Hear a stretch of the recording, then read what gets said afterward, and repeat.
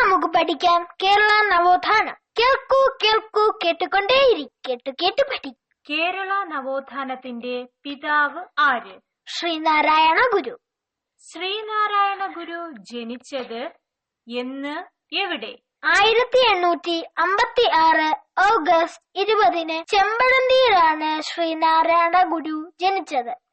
ശ്രീനാരായണ ഗുരു ജനിച്ച വീടിന്റെ പേരെന്ത്? വയൽവാരം വീട്. ശ്രീനാരായണ ഗുരു സ്ഥാപിച്ച സംഘടനയുടെ പേര്? SNDP.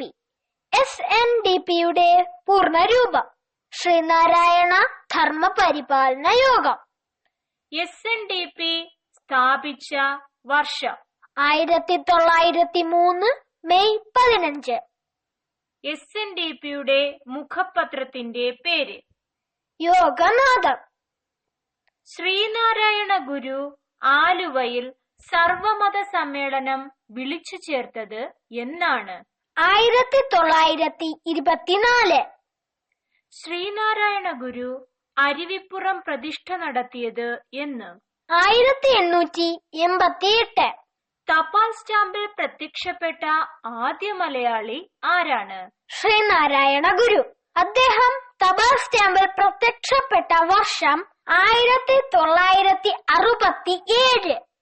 2014 ശതാബ്ദി ആഘോഷിക്കപ്പെട്ട ഗുരുവിന്റെ കൃതി ഏതാണ്? ദൈവദശകം.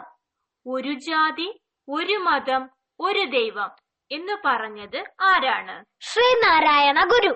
ഇത് അദ്ദേഹത്തിന്റെ ജാതി മീമാംസ എന്ന പുസ്തകത്തിലാണ്. ജാതി ഒന്ന്, മതമൊന്ന്, കുലമൊന്ന്, ദൈവമൊന്ന്, ലോകമൊന്ന് ഇത് പറഞ്ഞത് ആര്? വൈകുണ്ഠ സ്വാമികൾ. മുടിച്ചൂടും പെരുമാൾ അല്ലെങ്കിൽ മുത്തുക്കുട്ടി എന്നറിയപ്പെട്ടിരുന്ന നവോത്ഥാന നായകൻ ആരാണ്? വൈകുണ്ഠ സ്വാമികൾ. സമ്പൂർണദേവൻ എന്നറിയപ്പെട്ടിരുന്നത് ആരാണ്? വൈകുണ്ഠ സ്വാമികൾ. വൈകുണ്ഠസ്വാമികൾ 1836 സ്ഥാപിച്ച പ്രസ്ഥാനത്തിന്റെ പേര്? സമത്വ സമാജം.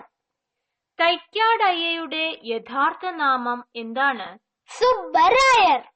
ഗുരുവിന്റെ ഗുരു എന്ന് വിശേഷിപ്പിക്കപ്പെടുന്നത് ആരെയാണ്? തൈക്കാട് അയ്യ. സർവവിദ്യാധിരാജ എന്നറിയപ്പെട്ടിരുന്നത് ആരാണ്? ചട്ടമ്പി സ്വാമികൾ. ചട്ടമ്പി സ്വാമികളുടെ വീട്ടുപേര് എന്താണ്? ഉള്ളൂർക്കോട് വീട്, കണ്ണൻമൂല, തിരുവനന്തപുരം. ചട്ടമ്പി സ്വാമികളുടെ പ്രധാന ശിഷ്യൻ ആരായിരുന്നു? ബോധേശ്വരൻ. ചട്ടമ്പി സ്വാമി സ്മാരകം സ്ഥിതി ചെയ്യുന്നത് എവിടെയാണ്? പന്മന, കൊല്ലം. പന്മനയിൽ ചട്ടമ്പി സ്വാമികളുടെ ശിഷ്യന്മാർ സ്ഥാപിച്ച ക്ഷേത്രം ഏതാണ്?